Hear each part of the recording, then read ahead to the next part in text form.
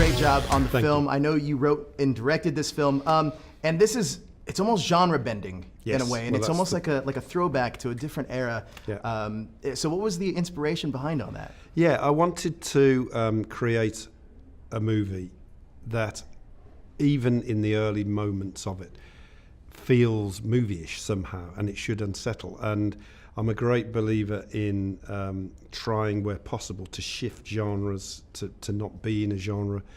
And I'm very interested in, because I think the noir genre is sort of direct descendant of a lot of American literature, Sure. all the way back to Captain Ahab and Nathaniel Hawthorne.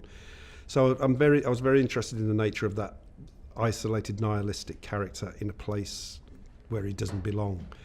But at the same time as wanting to create that sort of conventional story, I'm also interested in the nature of narrative and how Sure. it works and how it can be dismantled and questioned.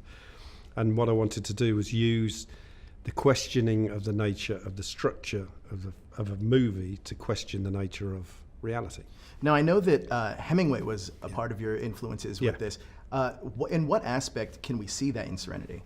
I think the characters he created and his own character were very of that American hero tradition, which is always, a bullet away from not existing.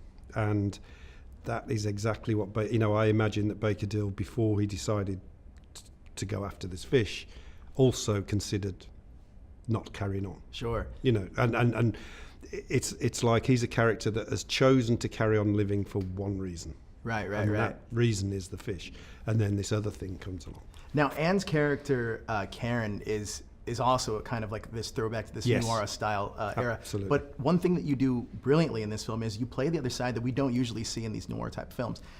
With that character specifically, what did you want to highlight with Karen?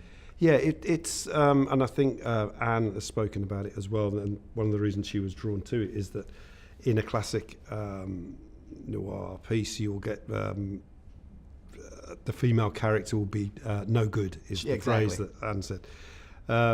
But this explores why, and it also gives an incredibly compelling reason why she is good.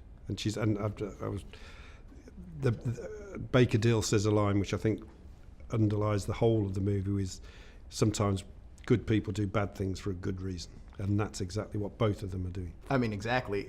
Matthew said that you kind of like, in a way, kind of got off when they would challenge you in the collaboration process. Yeah. Can you talk to me about what Matthew and Anne kind of brought to the page that wasn't necessarily on the script?